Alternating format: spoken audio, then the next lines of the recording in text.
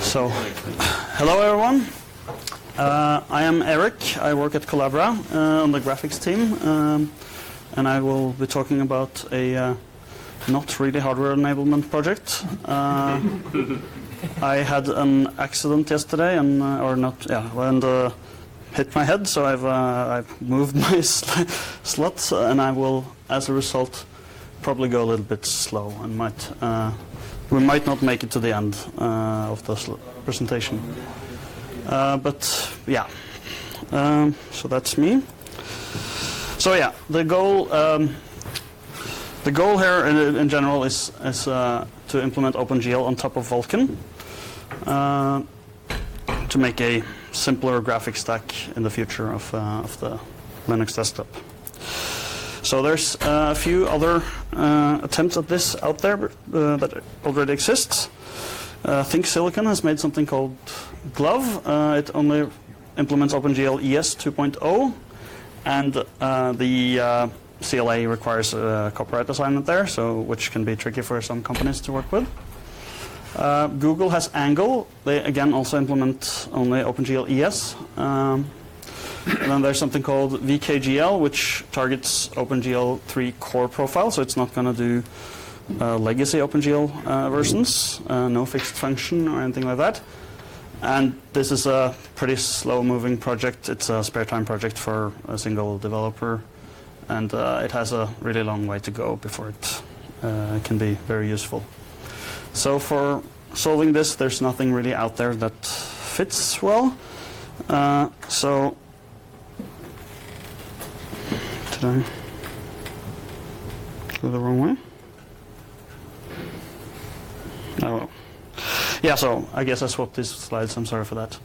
Yeah, so why we want to solve this is that OpenGL is a requirement for supporting desktop applications. It's a pretty dated API. It's been around since 1992, and the hardware has changed a lot since then, and so has the software world. So there's a lot of things that OpenGL isn't so well suited for. My work came out of virtualization, so being able to use GPUs in virtual environments. I'm working on Virgil in Mesa for this, and there's some problems with that we're trying to circumvent by seeing if this venue works or not. Vulkan is also kind of becoming more and more proven technology, and it's pretty clear that it's becoming the dominant graphics API going forward, which means that OpenGL has a little bit of a less bright future, and it's better for the graphics community if we can all kind of work on one API rather than multiple ones. But as I said, we still need to support all the applications that use OpenGL currently. Yeah, and there's some other use cases that can be enabled by this work. For instance, mobile platforms that support Vulkan can get full OpenGL support, which they don't currently have. So my solution to this is called Zink. It's a Mesa Gallium driver that takes the Gallium API calls and translates them into Vulkan. It's currently in what I would call an early kind of out-of-tree prototypes stage. The driver works reasonably well. It supports OpenGL 3.0 on both RADV and ANV, so the open source in Mesa, AMD, and Intel drivers. We haven't tested much on anything else. Some people tried to get it working on NVIDIA, but there were some difficulties with the lack of DRI2. Dave Airley has jumped on this and started contributing a lot of really cool features. The driver is written in a pretty kind of like naive, happy-go-lucky approach to kind of see what could possibly go wrong, and it turns out it works a lot better than I feared. And yeah, I can run a lot of games and other demos, applications with a pretty usable performance. I'm not going to talk much about performance because we haven't focused that much about that on that. But for some simple benchmarks, I get roughly half of what i965 provides, and that's with some pretty not great stalls that we're doing kind of to please the Windows system. Yeah, so currently I'm taking a little bit of a step back and kind of re-engineering it a little bit, because a bunch of the early design decisions I've made turned out to be mistakes. So I'm trying to build a smaller feature version of it that I can upstream in Mesa, and then kind of build more of the features on top of that again. Yeah, so it's a Gallium driver. For those who don't know Mesa, Gallium is a system that takes OpenGL calls and kind of translates them into a more low-level API. And yeah, Zink will kind of take that and translate that to Vulkan. Yeah, and communicate with some Windows system. This is the software Windows system, which is not good. Where we have a hardware, like a DMA buff-based thing as well. And here's a rough overview of how draw calls kind of, or the data flow of the driver. So there's, for instance, a compiler that feeds a program cache, and there's a pipeline cache that takes in render passes and creates frame buffers, and yeah, feeds that into command buffers. Yeah, so we're doing the shader work with a NUR, which is an SSA-based compiler IR in Mesa. Translates that into SPURV, which is the Vulkan shader IR. I chose to go that direction rather than something like TGSI, mostly because SSA to SSA is or seemed to be a great fit. It turns out to be a little bit harder than I thought because of some annoying differences in how they treat some of the fundamental SSA constructs. I will talk more about that.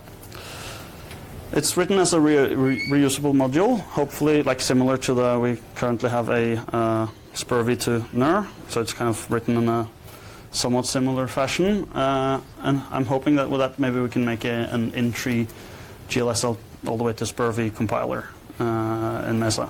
This isn't an important goal, but it seems neat to be able to do that without pulling in other compilers. For maybe we need to pre-compile some shaders, for instance.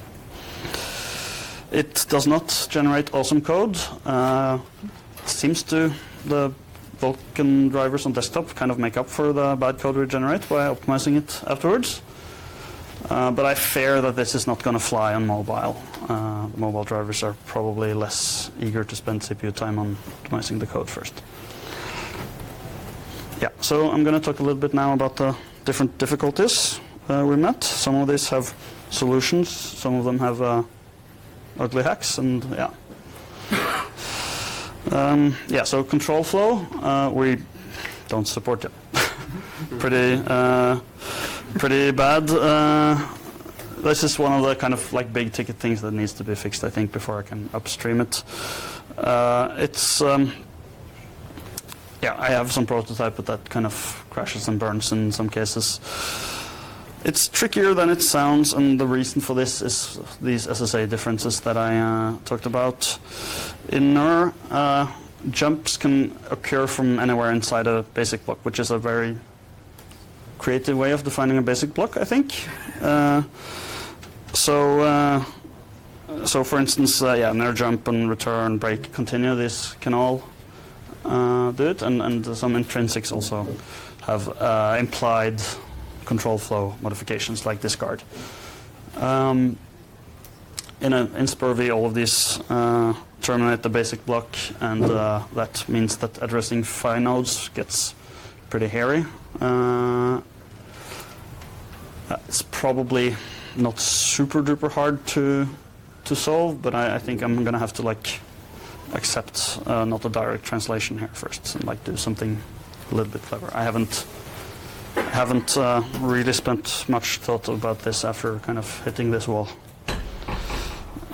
Yeah, another problem is that the SSA values of NUR is typeless.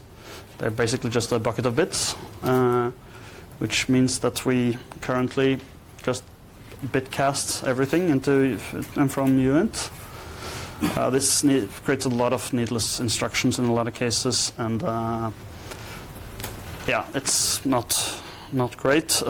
Jason Ekstrand of Intel has been nice enough to create a prototype for like a kind of a scanning pass that finds out which casts can be removed and kind of replace the different SSA values with typed versions. It doesn't work for all of the stuff, but it doesn't need to. It's kind of only needs to do better than nothing. There's still, yeah, some constants are still problematic with that, but I can probably extend it and stuff. I haven't tested this pass yet because of time restrictions. Yeah. Then another thing that needs to be solved that we're not doing awesomely is how to bind shader resources to the shaders. And for those who don't know Vulkan, the way you address resources or you bind them is through descriptor sets. So you have a set of, like, you can have n descriptor sets, and they have kind of indexed resources inside of them. We currently just push all of this into one big descriptor set, which is a pretty easy approach, but it's might not be great from performance point of view. Especially the Vulkan spec suggests that this is not a good idea. We stole that idea from the XVK, and it seems to work okay, but at some point we should probably look into doing this a bit more properly. And I think making a descriptor set per stage, per shader stage, makes this easier. Then we will get much smaller indices there, and that seems good. Yeah, and then we also need to have, as you draw, we need to deal with the descriptor sets. Currently, what we do is we create a huge descriptor set pool, and just allocate from there until the allocation fails. Then we flush the GPU and wait for the GPU to finish and reset the pool. That's obviously not a great idea, and it causes some validation errors and some frame rate hiccups. So it's probably better to have multiple smaller pools and keep track of how many descriptors we've used from there, and use some fences to automatically wait if the next thing wasn't finished yet on the GPU. Yeah, for those who don't know what pipeline objects are, they're an object in Vulkan that encapsulate pretty much all of the draw state. These are relatively expensive to create, so we try to cache them and keep them around for the next time we try to use the same draw state. We currently just do that kind of naively, put them in a hash map, but in the future we want to move to building a non-optimized version of this eagerly, and then kind of have a background thread that creates optimized pipelines instead. This is what the XVK does, and it seems to work well for them. If any of the Intel driver people is listening, it would be great if you guys started respecting the disable optimization bit for this plan. Yeah. Anyway, so this whole thing is similar to variant caching, and it's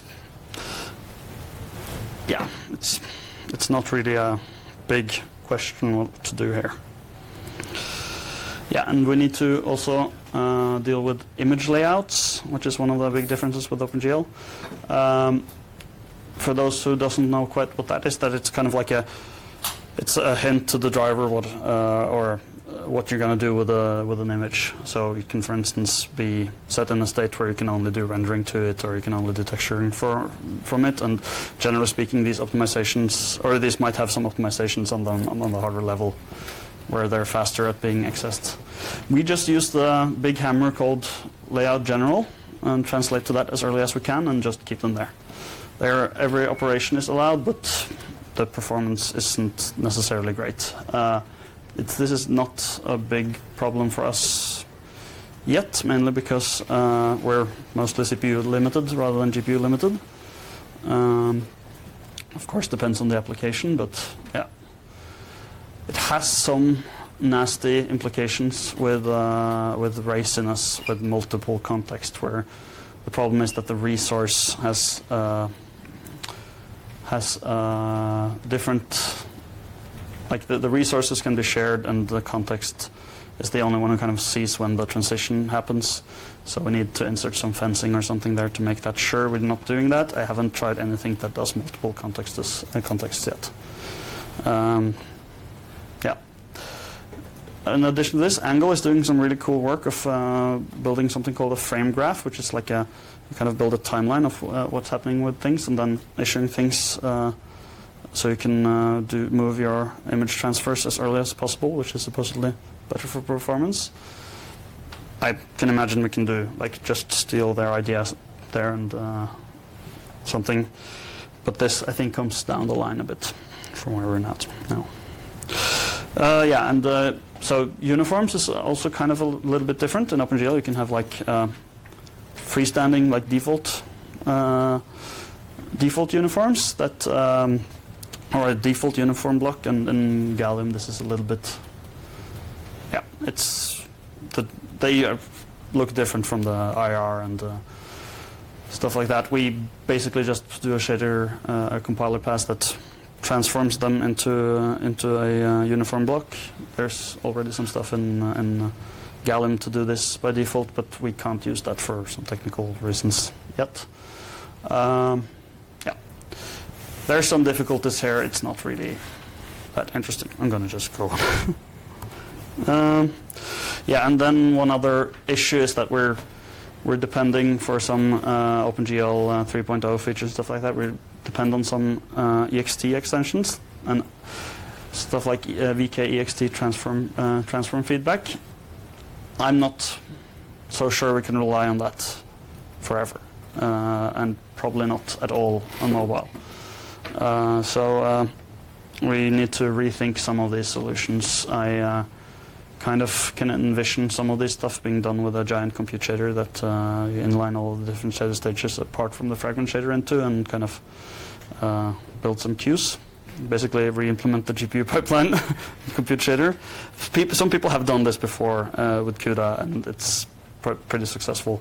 So it is an option, but maybe it's better to do some more targeted, smaller things for simple features where we maybe not fully support the spec, but or get applications running. We'll see. Yeah, there's other extensions than that has the same problem. So yeah, we're currently supporting OpenGL 3.0, but there's a little bit of an asterisk there. There's some features we're not missing. Most of these are fixed function kind of details. Polygon mode is different in Vulkan and OpenGL, where in OpenGL you can specify a different polygon mode for front and back faces, and on Vulkan you can only support specify one. So we just currently issue a warning if they're different, and use the front face state for that. I haven't seen any applications fail with this, but as we test more applications, I'm sure there's some CAD applications that aren't going to render correctly. There's several emulation paths we can try, something like drawing all of the back faces first and then all of the front faces, and kind of assume the ordering isn't important. We can write out the primitives to a buffer and like stream it out, and use a geometry shader to construct triangles afterwards, maybe. I don't know. It's a pretty low priority issue to fix. Texture borders are a little bit different. In OpenGL, you can have arbitrary texture border colors. And in Vulkan, there's 3 different ones you can have. Transparent black, and opaque white. We just hard-coded as transparent black all of the time, and I've only seen synthetic tests give any problems. But it's totally possible to do this by injecting some shader code. It's not actually that bad to do that, but yeah, it's not awesome. Yeah, if needed, we could implement like some extension to support more modes, but I doubt it's going to be important. Yeah, point size was you can either in OpenGL you can either write the GL point size output in the vertex shader, or you can set fixed point size for the whole draw call. We need to like have some in Vulkan. You can only write the vertex shader. We haven't done any forwarding there of that state. It's kind of boring code to write, but it's relatively easy. And I think also some of the other drivers that are working to be upstreamed are going to need something similar. So maybe we can work with them on a shared solution. Yeah, alpha testing. It is, in theory, very simple to implement, but it requires control flow, which we don't support. Yeah, so this. Yeah. If we fix the control flow issue, this will go away very quickly. So currently, we support OpenGL 2.1, like as the lowest set of features we can support. It requires Vulkan 1.0 and a bunch of different physical device features, which we don't test for, so yeah. Probably will before we land this driver, but maybe with an override or something so you can run things even if it's not perfect. Yeah, and OpenGL 3.0 requires 2 more ext extensions. Those are both enabled on RADV and ANV, so on both of those drivers we get 3.0. I had some slides about future versions, but I decided to cut them. They're in the slide deck if someone wants to download it and read some more. It basically goes through which Vulkan features we're going to require for all the way up to 4.6. Yeah, so in the future, there's a bunch of more stuff to be done. The biggest problem is that the compiler is not as great as it could be. I'm not really a compiler guy, so if someone who knows compilers would like to help out, that would be awesome. Yeah, and then it's like fixing rendering issues in applications and upstreaming in Mesa. Yeah, and after that it's like cracking away on the newer OpenGL versions. Currently, I'm kind of the bottleneck here, and I'm really, really sorry about that for anyone who wants to contribute. I would be very willing to have a discussion on fixing that somehow. So yeah, any questions? 2 minutes. 2 minutes, so 1 or 2 questions, I guess.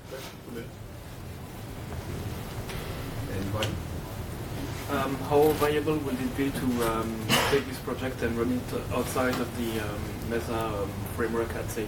Like if you want to, I know Apple is dropping OpenGL support on their macOS, so it's only a matter of time before we need to do something like this. How reliant are you on the existing code base from Gallium and other, or how viable would it be to ship something like this outside of the free desktop environment? So I think if I were to have a crack at this myself, I think I would have gone the other way around and gotten Mesa to run on macOS. I think there are like built like CI checks and stuff in Mesa for macOS. I think it works. And something very similar to Zink I think would be needed, but that outputs metal instead. There are some people who have... There's already something for the Vulkan to metal, so you can find it. Yes, Molten VK is interesting, but I think layering emulation on top of emulation is a way to insanity. Like, if someone wants to try it out, they're free to, and you know, if they report some bugs, that's great. I will, you know, have a look at that. But I don't have a Mac. I'm not gonna give this a try. Yeah. All right. Any more questions? Quick one. or not at all? Okay, thanks a lot.